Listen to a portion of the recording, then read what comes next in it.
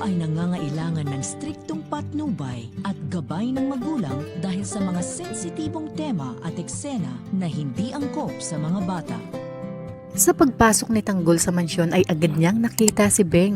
Kaya dito ay wala nang pamimilian pa si Olga kundi tulungang makatakas sina Tanggol at Mokang dahil sa gabal na ito sa kanilang mga plano at ayaw niyang magkita ang tunay na mag-ama.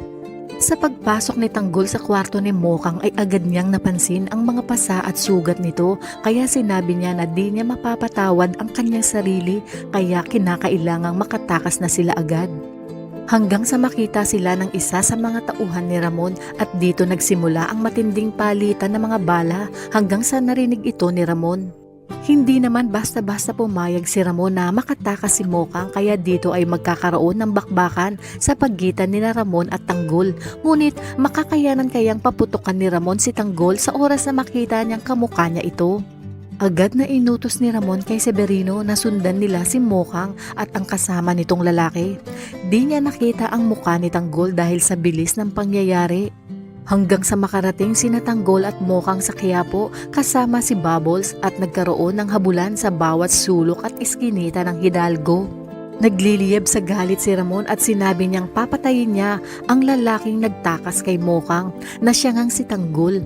Dahil dito ay agad na tatawagan ni Olga si Balatukan upang sabihin na kinakailangan ng maiharap sa kanya si Tanggol dahil ito na ang takdang oras para tapusin si Tanggol.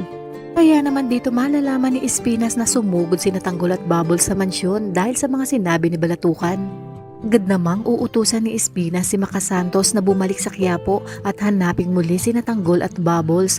Ayon pa sa kanya perwisyo na ang dala sa kanya ni Tanggol at pag nagkataon na nalaman ito ng nasa itaas ay lahat sila'y mapapahamak. Kung kaya't kinakailangang makabalik na umano sina Tanggol sa loob sa lalong madaling panahon. Sa kabilang banda, mukhang wala nang pamimilian pa si Edwin kundi ikanta si Ramon lalo pat nalaman niyang pinalayas na ang kanyang mga magulang at ikinulong si Monique ni Ramon. Duda naman si Marsing na sa mga sinabi ni Edwin pero may kutob siyang may kinalaman si Ramon sa mga nangyari dito.